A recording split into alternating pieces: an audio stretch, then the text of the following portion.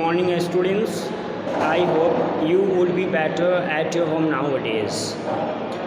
Today I have brought a very beautiful chapter of Standard 6 in English grammar from your English grammar and composition. The name of the chapter is Active and Passive Voice. First of all, I am going to define what do you mean by voice. Voice is that form of the verb which shows whether the subject of the verb acts or acted upon. Once again, voice is that form of the verb which shows whether the subject of the verb acts or acted upon. इसका अर्थ यह हुआ कि voice को हिंदी में वाच्य कहते हैं, यानी वाच्य जो है यह बतलाता है कि किसी कार्य को या तो कर्ता संपादित करता है या स्वयं कर्म पर ही घटित होता है. There are two kinds of voice. They are active voice and the other one passive voice. Now, it is very important to us to understand what is active voice. Students, please listen to it very carefully. Active voice, when the subject of the verb is going to be done anything in the sentence. I mean that when the subject is active to do the work, that is known as active voice. मतलब ये कि active voice के अंतर्गत कर्ता important होता है और हम कर्ता पर जोर डालकर ही कोई बात कहते हैं. As for example, Ram writes a letter, she reads a book. Here I have taken two examples from active voice. तो यहाँ पर राम और सी दोनों जो है वाक्य में कुछ न कुछ करते हैं. मतलब कि मेरा पूरा जो इशारा है वो कर्ता के क्रियाकलाप पर है, यानी इन दोनों वाक्यों में कर्ता प्रधान है. Now let us move to passive voice. When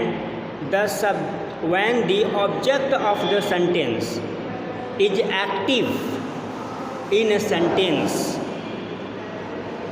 is known as passive voice. मतलब कि जिस वाक्य का ऑब्जेक्ट एक्टिव होता है, सक्रिय होता है, हम कोई भी बात ऑब्जेक्ट पर जोर डालकर कहते हैं, ऑब्जेक्ट पर जोर डालते हुए बोलते हैं, तो वह वाक्य पैसिव वॉइस का होता है. जैसे एक पत्र राम के द्वारा लिखा गया, a letter is written by Ram और a letter was written by Ram. A book is read by Sohan और a book was read by Sohan और a book has been read by Sohan. तो यहाँ पर हमने ऑब्जेक्ट को एम्फेसाइज किया, हमने जोर ऑब्जेक्ट पर डाला. तो इस तरह से ये साबित होता है कि जब हम ऑब्जेक्ट को अधिक इम्पोर्टेंस देते हैं तो हम पैसिव वॉइस का इस्तेमाल करते हैं.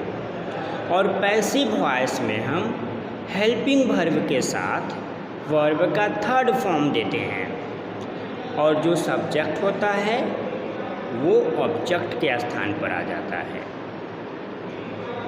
तो ये था एक छोटा सा इंट्रोडक्शन जो कि मैंने आपको वॉइस के बारे में बतलाया, ठीक है।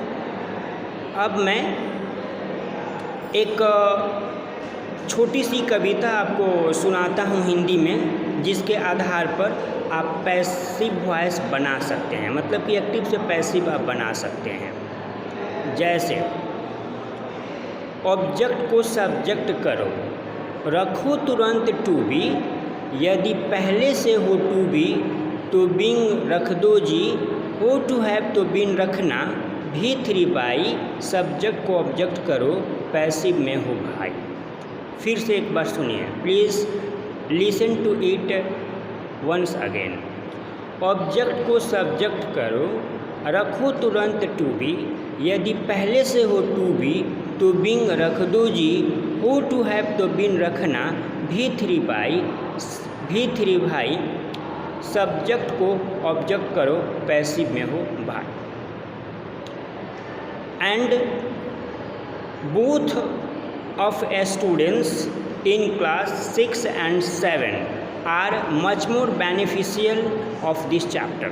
So this video is not going to be suited only for 6th class.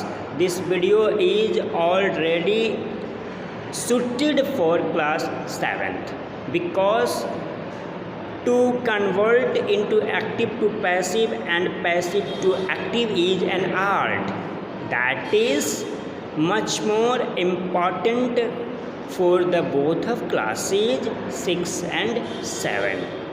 Now I make face to face to next episode. I hope you would be very beneficial of this video. You would be healthy at home and be safe. Thank you and have a good day.